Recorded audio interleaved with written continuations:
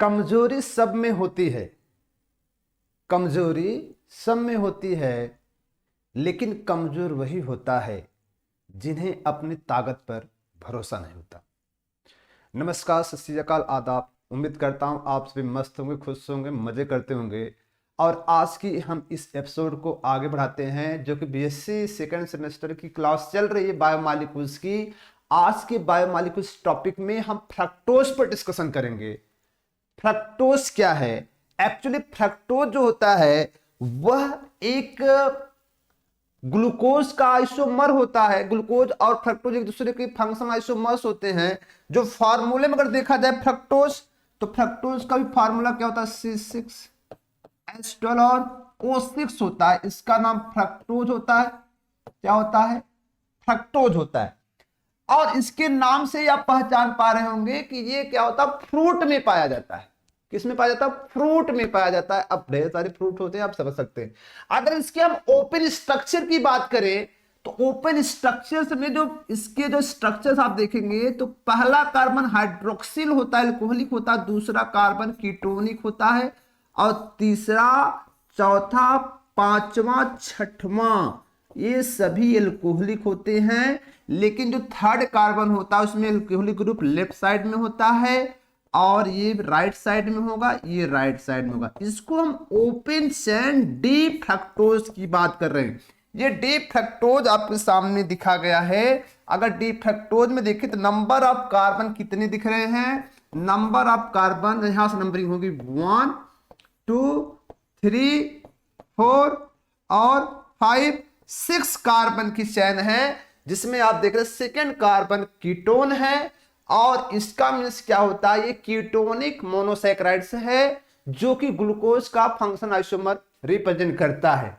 अब यहां पे प्रश्न बना, इसमें कितने नंबर ऑफ कायरल कार्बन होंगे?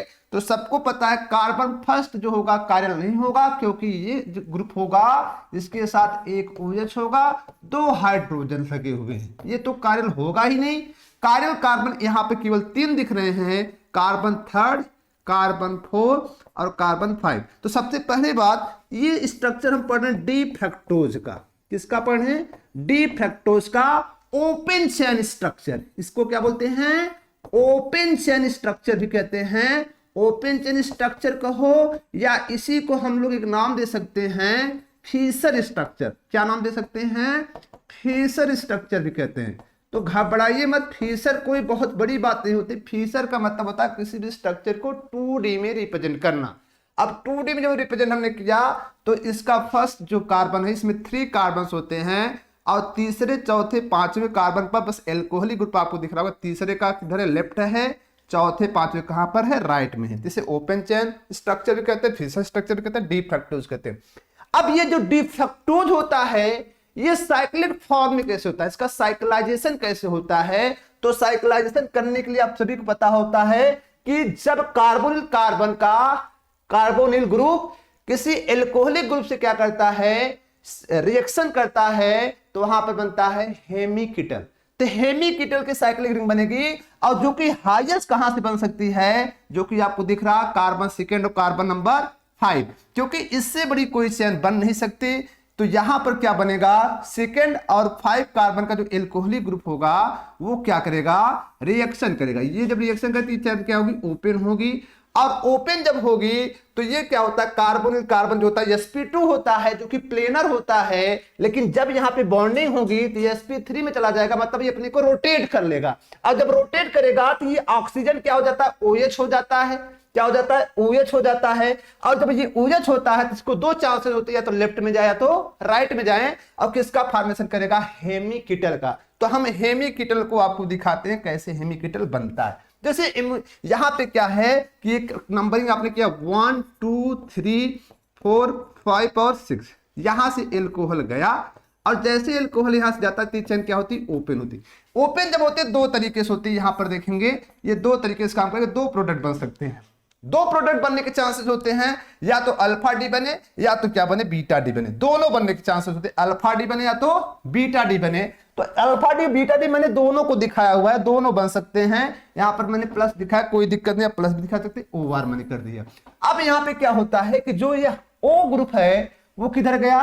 राइट गया, और यहाँ पे कहाँ पे था, लेफ्ट में है। तो जो नंबर ऑफ कार्बन देखा जाए, जो C2 कार्बन आपको दिख रहा है, इस C2 कार्बन पर जो हाइड्रोक्सिल ग्रुप है ये राइट दिख रहा है, और यहाँ पे कहाँ दिख रहा है, लेफ्ट दिख रहा है। तो एक राइट दूसरा क्या है, लेफ्ट है बस, और सभी ग्रुप क्या है, एकदम क्या है, कॉमन है। और ये जो रिंग दिखती है, तो ये जो आपका C2 कार्बन दिख रहा है, C2 कार्बन पर इफ हाइड्रोक्सिल ग्रुप राइट होगा तो उसको हम अल्फा नाम देंगे, अगर लेफ्ट होगा तो उसको क्या नाम देंगे, बीटा नाम देंगे।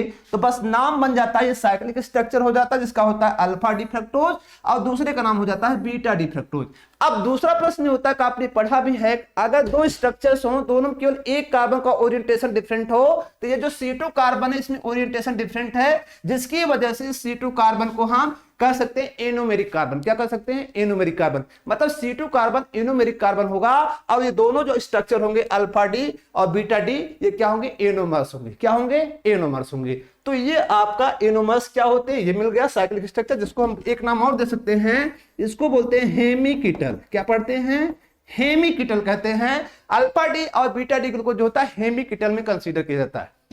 रहा प्रश्न सेकेंड कि जो हेमिकीटल है, तो हेमिकीटल में कितने मेंबर बने, कीटल जो आपका बना हुआ, क्योंकि इसके पहले हम लेक्चर पढ़ चुके हैं, जो ग्लूकोज था वो हेमी एस्ट्रल बनाता था, और आपने पढ़ा भी था कि अगर एल्डिहाइड और एल्कोहल, अगर एल्डिहाइड और एल्कोहल के बीच रिएक्शन होता था तो वहां पे क्या बनता था, हेमी एस्टर, और एल्कोहल और कीटोन के जब रिएक्शन होगा तो क्या बनेगा, हेमिकीटल बनेगा।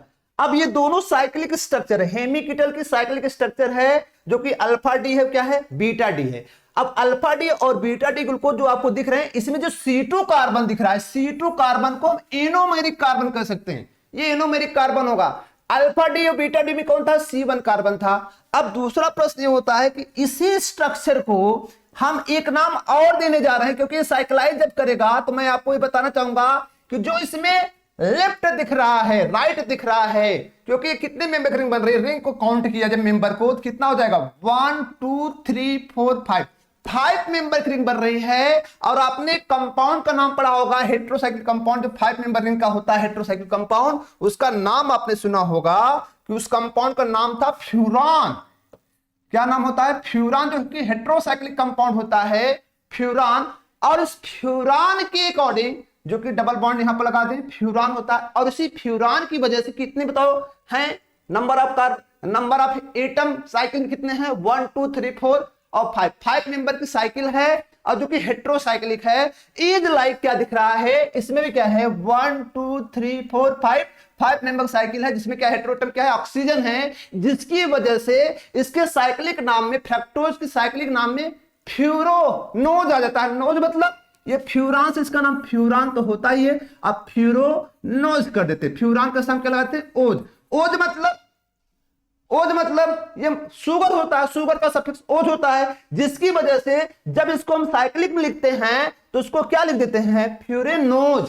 क्या लिखते हैं, फ्यूरोनोज, मतलब फ्रक्टोज को फ्यूरोनोज, तो फ्यूरोनोज फ्रक्टोज को लिखते हैं। अब प्रश्न दूसरा होता है, इससे पहले देखो, अब ये हेमिकीटल को अगर हम साइक्लिक में इंडिकेट करते हैं तो देखो खुद मैंने बताया कि जो ग्रुप आपको इस स्ट्रक्चर में राइट दिख रहा है उसे साइकिल में, अब इसको ऐसे बना दो चाहे ऐसे बना दो, इस साइकिल्स में हम इसको क्या दिखा सकते हैं, लेफ्ट और राइट दिखा सकते हैं। तो अब देखो ये कहां पर है बताओ, C2 कार्बन का OH कहां पर है, राइट में है, इसलिए मैंने क्या किया बताओ, इसको कहां रखा है, बीच नीचे रखा है। कहां रखा है बताओ, नीचे, इसको आप कह सकते हैं बिलो द रिंग।